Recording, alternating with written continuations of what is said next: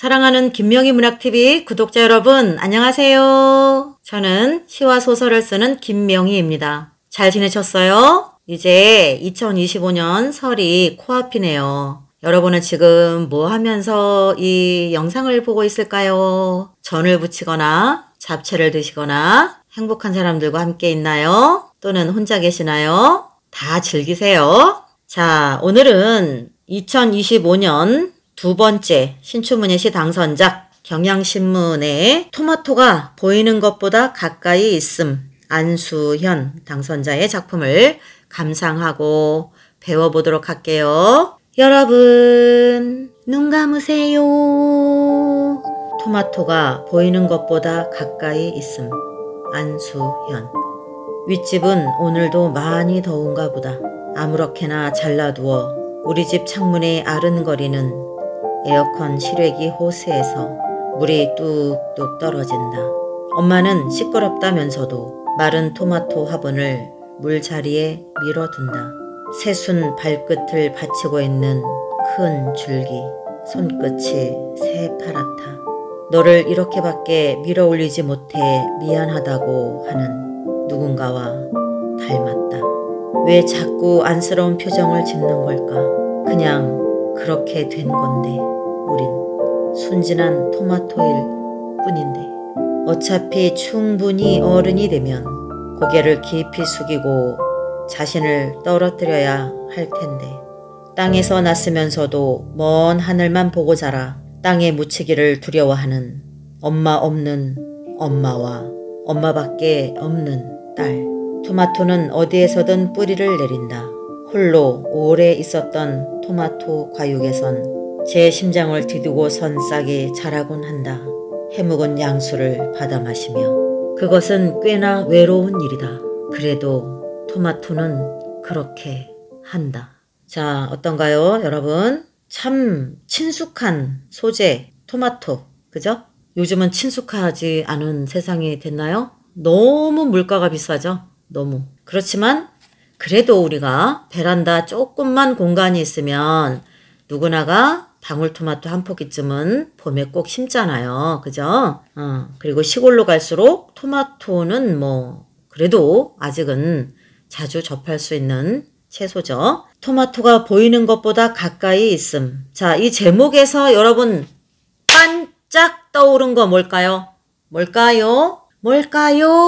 백미러에 써있는 문장이죠. 그죠? 백미러에 써있잖아요. 사물이 보이는 것보다 가까이 있음. 이 제목 토마토가 보이는 것보다 가까이 있음. 재치 있죠. 그런데 어려운 일은 아니에요. 이게 제가 2008년에 낸 첫 번째 시집 빈 곳에 백미러가 1, 2가 있는데 그 백미러라는 시에 이런 문장이 비슷하게 있죠. 이미 2008년에 저도 백미러를 가지고 저는 그렇게 썼어요. 희망은 보이는 것보다 가까이 있음. 그래서 여러분 뭐다? 우리는 우리 주변에 지천에 널린 것들을 절대로 흘려보아서는 안 된다. 그냥 건성건성 보면 안 된다. 시인들 중에 초보 시인들이 특히 잘하는 특징의 실수가 뭐냐면 시 쓸 때와 일상이 따로 구분되어져 있다. 그러니까 일상은 일상대로 그냥 관심 없이 그냥 대면 살고 건조하게 보고 지나가고, 시 쓸 때는 야 이제 시 써야지 그러고 보면 머리가 꽉 막힌다. 왜요? 평소에 일상 속에서 시에 대해서 늘 열어두고 안테나를 뽑아 놨어야지 되는데 그때는 아무 생각 없이 살다가 시 써야지 하고 책상에 앉고 나서부터 시 어떻게 써야 되나 그러다 보니까 깜깜하죠. 시는 어디에 있는데? 시는 일상에 있는데 일상에서는 시 생각을 안 하고 시 쓸 때만 시 생각을 하려니까 시에 담길 것들이 빈약합니다. 그래서 여러분은 시 쓰기를 잘하고 싶다면 일상과 시의 경계선을 안 둬야지 됩니다. 일상에서 항상 시적으로 바라보는 연습을 몸에 배이도록 해야 됩니다. 그러고 나면 시 쓰는 게 훨씬 수월해져요. 왜냐? 일상과 시가 하나로 넘나들 수 있게 되면 시에서 무엇을 어떤 단어를 들여와야 되나 그런 고민은 없어집니다. 그 담벼락이 무너지기 때문에 경계가 없어져야 됩니다. 초보 시인들이 가장 먼저 깨버려야 될 것이 그거예요. 시 쓸 때와 일상에서 아침에 눈 떠서 잠자리 누울 때까지 계속 모든 것을 시와 연결지어서 생각해야 한다. 예를 들어서 저 역시도 지금 오늘 장을 받아놨어요. 그래서 제가 지금 녹음을 하고 있는 저 앞에 거실에 뭐가 있느냐, 산더미 장을 본 거 다 내 집어 던져놔가지고 지금 쪽파, 오이, 떡국용 떡, 만가닥버섯, 나박김치알, 무, 배추, 오이, 미나리, 만두피, 또 전부칠 그 채반이 이제 사가서 깨져가지고 사왔거든요. 자, 그런 게 있어요. 그러면 저것이 과연 그냥 설이니까 식구들 먹어야 되니까 사놓은 걸로 끝나나요? 아니에요. 지금 저는 저 쪽파 한 단이 널브러진 채 덕하니 있는 걸 보면서 시가 잘 다듬어진 초록을 품고 있다라는 생각을 해요. 시는 때로 매콤하고 시는 아랫부분이 하얗다. 시는 이파리가 초록이다. 시는 가끔 누군가 다듬어져서 끈에 묶여서 판매되기도 한다. 때로 시는 뿌리가 있는 흙 묻은 시가 판매되기도 한다. 그 옆에 오이가 있어요. 때로는 시는 길쭉하다. 시는 향기롭다. 시는 오돌토돌 가시가 돋아 있다. 겨울에 탄생한 시는 여름에 탄생한 시보다 가격이 비싸다. 오이잖아요, 오이. 이렇게 여러분이 일상과 시를 구분을 짓지 말아야 된다고. 계속 이야기를 쪽파를 시로 이야기해보고 오이를 시로 이야기해보고 망가닥버섯을 시로 이야기해봐야 돼요. 이것이 일상이 되어버리면 여러분은 시 쓰는 거에서 스트레스가 절반은 줄어들어요. 아시겠죠? 들어갑시다. 또 본론으로. 이거 하다 또 밤새입니다. 모든 곳에 시가 도사리고 있다. 심지어 백미러에 문장으로도 가져올 수 있다. 아셨죠? 토마토가 보이는 것보다 가까이 있음. 안수현. 윗집은 오늘도 많이 더운가 보다. 자, 차분하게 시작하고 있죠? 여기서 느끼는 건 뭐예요? 힘이 안 들어갔어요. 잘 써야지, 잘 써야 돼. 나는 어떻게 해야 멋지게 쓸 수 있을까? 힘이 안 들어갔다. 아주 정말 아무렇지 않게 편안하게 시작했어요. 윗집은 오늘도 많이 더운가 보다. 여기서 우리가 느끼는 거. 거창하지 않아서 이 시는 전체가 그래요. 거창한 언어들이 없어요. 제가 늘 강조하죠.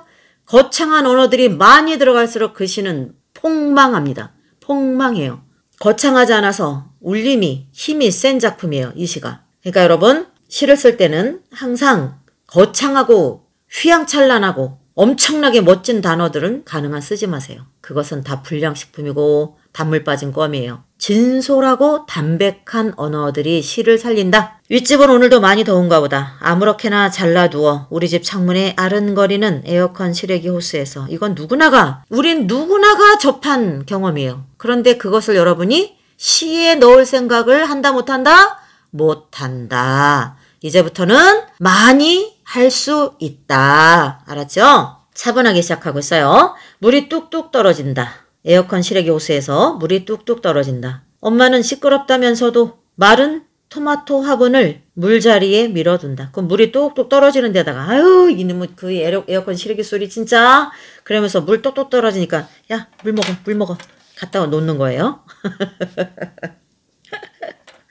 이게 뭔가요? 이것을 좀 더 확대해서 해석한다면 우리가 살아가는 이 모든 세상이 시끄럽고 불편하고 힘겹고 스트레스 받기도 하고 짜증도 나고 부대끼면서 살아가는데 그 속에서 우리는 또 작은 어떤 교훈을 취득하고 습득하고 그 속에서 각자가 화해를 이루어가고 이해하려 애쓰고 받아들이려고 합니다. 그것을 이 문장에서 우리는 한 번 더 다층적 메시지로 읽어낼 수가 있습니다. 새순 발끝을 받치고 있는 큰 줄기, 손끝이 새파랗다. 자, 새순 발끝을 받치고 있는 큰 줄기. 이것에서 여러분이 깨달아야 할 거. 관찰하려는 노력. 모든 것을 관찰해야 합니다. 시를 잘 쓰려면. 여러분 토마토 보면 오 익었네? 야 벌써 열렸네? 이 정도죠. 만져보고 냄새 맡아보고 멀리서 보고 불 끄고 보고 석양이 물들 때 보고 아침 동틀 때 보고 한번 봤어요? 보세요. 봐야 돼요. 그 모든 걸 봐야 돼요. 그러니 시인이 얼마나 바쁘겠어요. 그런데 시인은 쓸모없이 바쁜 게 아니에요. 굉장히 식물성적으로 바쁜 거죠. 건강해지기 위해서 바빠요. 나도 건강해지고 그 속에서 관찰하고 깨달은 삶의 철학으로 세상을 문장으로 먹여 살리잖아요. 관찰하지 않는 사람은 시를 쓸 수 없습니다. 새순 발끝을 받치고 있는 큰 줄기, 관찰의 힘, 손끝이 새파랗다, 식물의 의인화, 손을 갖고 있는 사람에 비유했어요. 너를 이렇게밖에 밀어 올리지 못해 미안하다고 하는, 너를 이렇게밖에 밀어 올리지 못해 미안하다. 이렇게밖에가 뭐죠? 정말 꽃집이나 화원이나 그런 데서 화려하고 기름지고 영양가 충분한 토양에서 빛깔도 눈부시도록 아름답고 그렇게 키워내지 못한을 말하죠. 너를 이렇게밖에 밀어올리지 못해 미안하다고 하는 누군가와 닮았다. 어머니죠. 어머니를 암시합니다. 어머니를 암시해요. 자, 그러면 여기서 우리가 경험할 게 뭐다? 아하, 토마토를 토마토에서 끝나지 않고 토마토의 특성과 어머니의 이 화자가 함께 사는 어머니를 오버랩 시켰죠. 병치시켰죠. 시적 진술의 확대가 보이죠. 천착해 들어갔어요. 한 발 더. 토마토를 보고 우리는 경험이 없다 보면 토마토는 솜털이 나 있다. 새파랗다. 어제보다 더 많이 자랐다. 노란 꽃이 별을 닮았다. 여기가 다 하는 얘기죠. 그건 제발 이제 그만하세요. 그건 정말 이젠 그만해야 돼요. 그 안으로 들어가야 돼요. 찍고 안으로 들어가서 진정한 진국의 진술, 울림의 사유를 끌어내야 살아있는 토마토, 진짜 토마토, 우리에게 영양가를 주는 토마토가 있지, 별 모양 노란 꽃이 폈다, 향긋한 솜털이 달렸다, 빨간 방울 토마토가 열렸다, 이런 거 하면 안 돼요. 그건 겉핥기만 하는 겁니다. 그런 거 하면 안 돼요. 안으로 찍고 들어가서 재발견을 해야 되죠. 재해석을 해야 돼요. 어떻게? 새순 발끝을 받치고 있는 큰 줄기, 손끝이 새파랗다. 너를 이렇게밖에 그냥 아주 화려하고 넓고 비닐하우스 온상에서 너무나 좋은 곳에서 영양제 마셔가면서 자라게 못하고 간당간당 다 낡아서 흔들리는 호수에서 윗집에서 틀어놓은 그 물 거기다가 갖다 놓고 방울방울 먹게 살게 아주 궁핍하게 생명을 이어가도록 만든 너에게 미안하다. 엄마가 딸에게 하는 말이거든요. 그러니까 아주 부유한 삶은 아니에요. 지금 이 두 모녀가. 그런 늘 말하는 그 엄마와 닮았다. 왜 자꾸 안쓰러운 표정을 짓는 걸까? 엄마가 늘 이 화자인 딸에게 늘 미안하고 안쓰럽고 죄스럽고 딸을 보면 측은하고 딱하고 그런 마음이 부채감이 있는 거죠. 그러니까 화자는 그래요. 왜 자꾸 안쓰러운 표정을 짓는 걸까? 그냥 그렇게 된 건데 우린. 순진한 토마토일 뿐인데. 여기서 보면 엄마 없는 엄마와 엄마 밖에 없는 딸. 그러니까 이 엄마라는 화자의 엄마도 굉장히 궁핍하고 외롭고 불행한 삶을 살았을 거라는 느낌이 충분히 보이죠. 남편도 없어요. 그런데 이 화자의 문장들을 보면 시에서 보면 이 화자가 나이가 많지도 않아요. 그러니까 바꿔 말하면 뭐예요? 이 시 속에서 화자의 엄마는 일찍 남편과 사별했거나 이혼했거나 그렇다면 이 세상 여성 혼자로 살면서 아이를 키운다는 것 녹록하지 않죠. 그렇기 때문에 이 시에서 우리는 넉넉한 삶이 아닌 모녀의 삶을 들여다볼 수가 있어요. 그런데 이 딸이 그래요.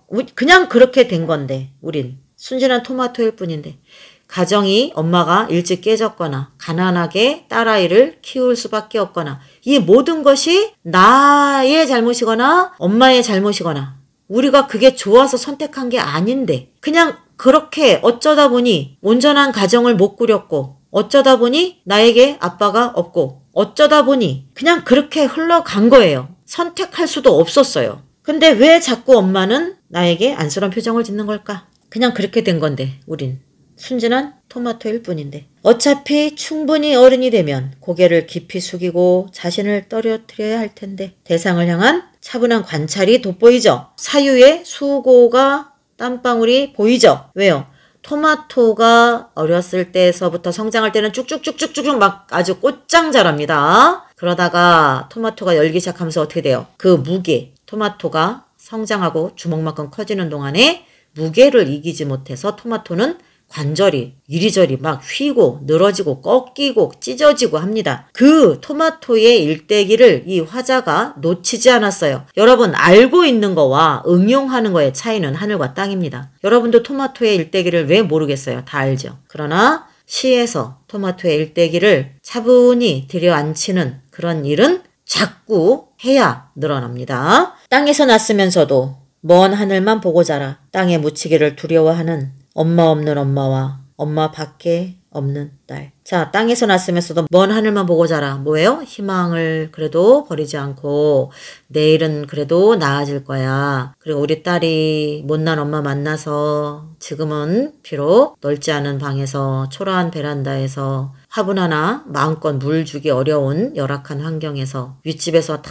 낡은 호수에서 떨어지는 그 시래기 호수에서 떨어지는 물에 토마토를 의존해 키우는 지금의 우리지만 너는 반드시 엄마보다 행복할 거야. 너는 반드시 좋은 반려자를 만나고 배우자를 만나서 엄마보다 엄마가 못 받은 사랑까지 다 받고 살 거야. 그리고 이 딸도 그러죠? 아마 제 생각에 그래요. 엄마가 비록 지금은 이렇게 살지만 내가 엄마를 나중에 행복하게 모실 거예요. 엄마를 더 넓은 집에서 토마토 하나는 마음껏 기를 수 있게 식물에게 물을 만큼은 실컷 줄 수 있는 더 넓은 곳에서 엄마랑 살 거예요. 이런 꿈을 갖고 있는 거죠. 그것이 먼 하늘을 보고 자란다. 희망을 갖고 있는 것이죠. 엄마 없는 엄마와 엄마밖에 없는 딸. 어때요? 표현이 참 담백한데 슬프죠.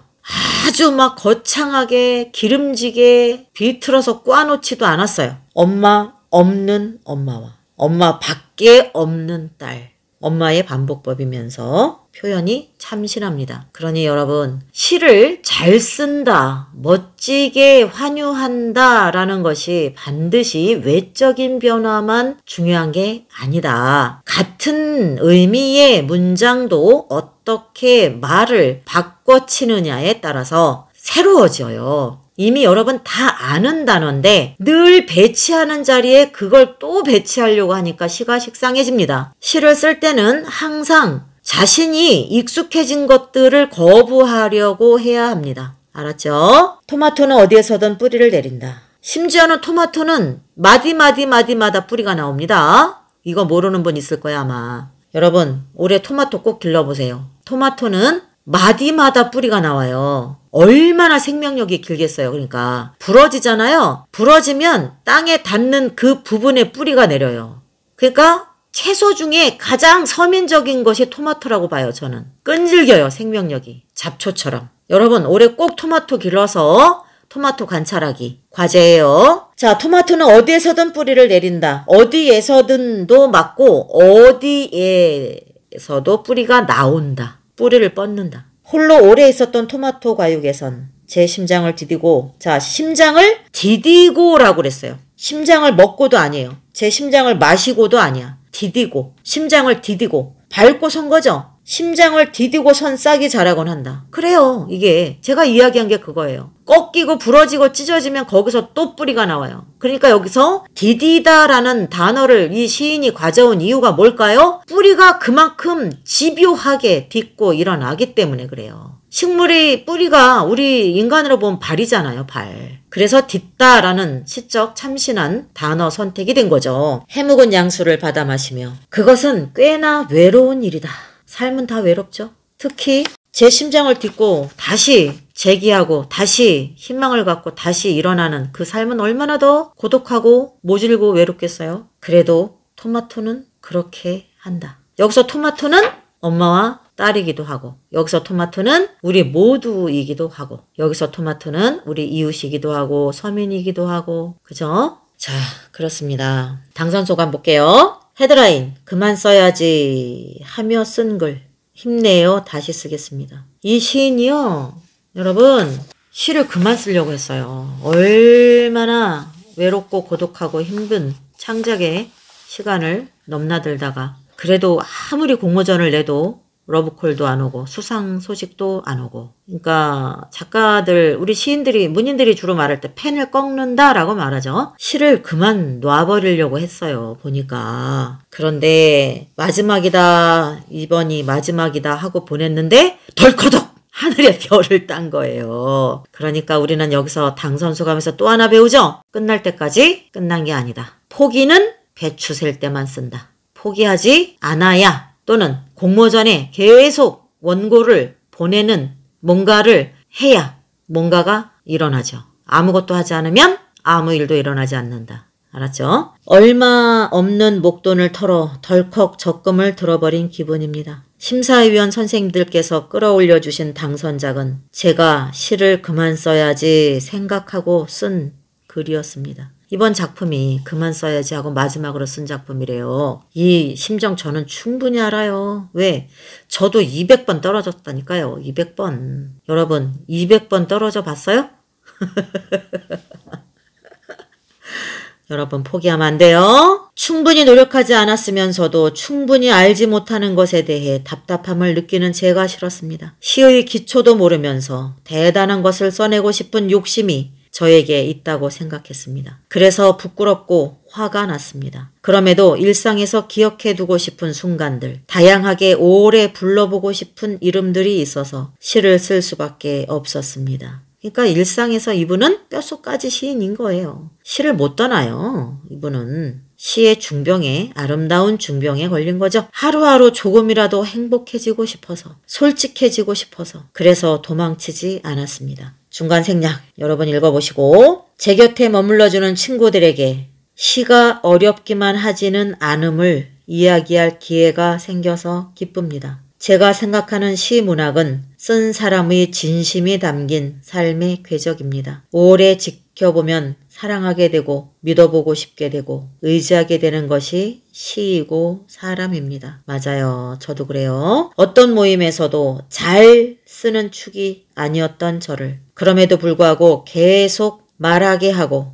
이 세계에 정부치게 한 것이 문학입니다. 제 생각은 그렇습니다. 특별하지 않은 줄 알았던 것을 특별한 관심으로 새기는 일. 이것이 시쓰기예요. 일반인들이 바쁘다 매일 출퇴근하면서 살면서 거의 눈을 뜨고 살지만 장님처럼 불감증에 빠져서 무감각하게 드라이하게 사는 일반 대중에게 시인이 아무것도 아닌 쪽파 저희 거실에 있다 그랬죠. 지금 널브러져서 언제 다듬어 줄 건가 하고 저를 쳐다보고 있어요. 아까보다 훨씬 지금 잔주림이 더 생겼어요. 피곤한가 봐요. 아무것도 아닌 저 오이 하나, 쪽파 하나, 버섯 한 가닥 그것들을 우리가 다시 일반인들에게 보여주는 거예요. 새롭게. 그들이 발 앞에 떨어져 있어도 그게 있는 것조차 관심이 없이 사는데 드라이하게 쫓기듯 사는데 시인이 하는 일이 그거예요. 특별하지 않은 줄 알았던 것을 특별한 관심으로 새기는 일. 그것이 시쓰기라고 믿습니다. 시의 순간으로 하여금 여러분 모두의 일상에 희망과 위안이 깃들기를 진심으로 소망합니다. 자,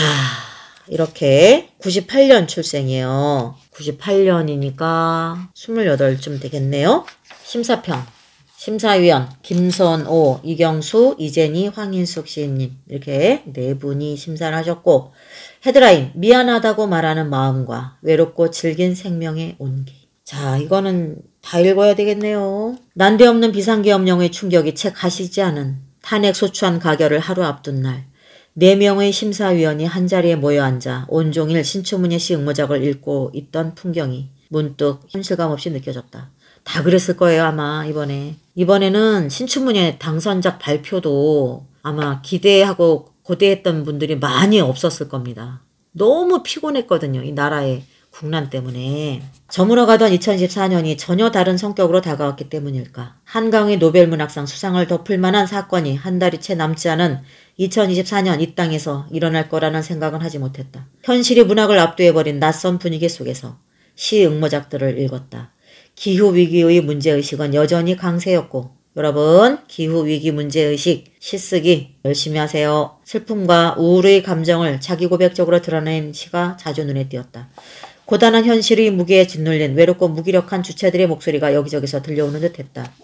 응모작들 중 4명의 작품이 마지막까지 심사위원들의 눈길을 끌었다. 개의 춤 외 4편, 테라스 외 4편, 테레민 외 4편, 토마토가 보이는 것보다 가까이 있음 외 4편을 두고 수고의의 시간을 가졌다.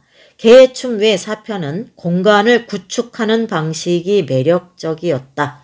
공간을 구축하는 방식이 매력적이었다. 공간을 구축하는 시가 어떤 걸까요? 여러분 꼭 시도해봐야 됩니다. 이럴 땐 특히 자유자재로 공간을 구축하는 방의 상상력이 흥미로웠는데 예측 가능한 마무리가 다소 아쉬웠다. 뒤에 갈수록 긴장이 떨어지고 빤한 사유가 들어가서 감점이 됐구나. 그럼 우리는 무엇을 배워야 돼요? 끝까지 긴장을 놓치지 말아야 되겠구나. 테라스의 사표는 오래 시를 써온 공력이 느껴졌다. 수없이 늘어선 토르소가 울타리로 일어나고 있었다처럼 시를 마무리하는 마지막 문장이 특히 인상적이었다. 대상을 호명하거나 인칭을 사용하는 방식이 어딘지 익숙하다는 점은 아쉬웠다. 자, 요런 게 또 아쉬웠대요. 테레민 외 사편 중에서는 백자 앞에서가 눈에 띄었는데 기시감을 완전히 지우지는 못했다는 점에서 우리를 망설이게 했다. 토마토가 보이는 것보다 가까이 있음 외 사편은 상처를 안고 살아가는 소소한 일상에서 빚어지는 생활의 감각이 돋보이는 시들이었다.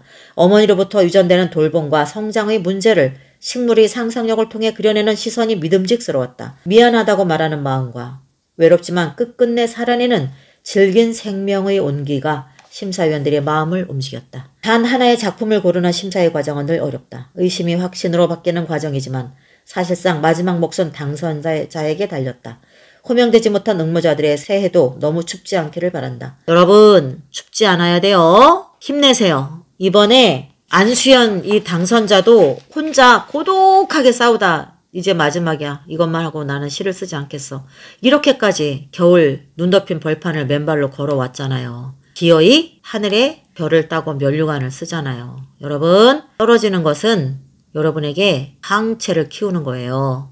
떨어지는 거에 너무 낙심하면 안 돼요. 떨어져 봐야 그 상이 올 때 그 상의 소중함을 압니다. 저는 그렇게 느꼈어요. 아셨죠? 그리고 떨어지다 보면 떨어질수록 여러분은 시의 실력이 늘어요. 왜 떨어졌을까? 더 집착하고 집중하고. 만약에 여러분이 처음 쓴 게 덜커덕 된다면 여러분은 그게 다 시가 전부인 줄 알고 성장을 안 할 거예요. 여러분이 탈락되는 그 쓴 고배는 여러분에게 한약처럼 아주 좋은 보약이 될 거예요. 올해 또 다시 일어나시고 꿈꾸시기 바랍니다. 시를 쓰며 지금 여기를 견디고 어디 먼 곳에 가 닿고자 하는 당신들은 이미 시인이다. 그럼요. 여러분은 이미 시인이에요. 머지않아 지면에서 꼭 만나기를 바란다. 그 어느 때보다도 따뜻한 온기가 그리운 시절이다. 시를 읽는 시간 동안 잠시나마 느꼈던 온기를 새해에는 더 많은 이들과 나누고 싶다. 자, 그래요. 김선욱, 이경수, 이재니, 황인수 네 분 시인님들이 심사를 해주셨고 평을 줬습니다. 다음에는 2025년 신춘문예 감상 시간 세 번째 시간으로 문화일보 시 당선자 구인 광명기업 김용희 당선자 시인 작품으로 돌아오겠습니다. 여러분 미리 읽어보시고 공부하시고 궁금한 곳은 밑줄 쳤다가 제가 설명할 때 답을 얻기를 바라고 혹시 궁금한 거 있으면 댓글로 꼭 질문 주시면 제가 시쓰기 관점에서 상세하게 답을 드리도록 하겠습니다. 여러분 새해 복 많이 받으시고 맛있는 거 많이 드시고 어깨 쫙 펴시고 또 올 한 해 신께서 여러분에게 12장의 하얀 스케치북을 줬어요. 거기에 이제 여러분이 그리는 대로 그림이 돼요. 명작들 많이 남기시고 올 연말에 12장의 스케치북을 돌아볼 때 행복한 그림 많이 그려져 있기를 바랄게요. 그 중에도 특히 여러분이 문학상 수상하는 그런 수상식 기쁨 그 순간도 12장의 스케치북 속에 꼭 담겨 있기를 축복합니다. 이상 저는 여러분을 사랑하는 시와 소설을 쓰는 김미영이었습니다. 감사합니다.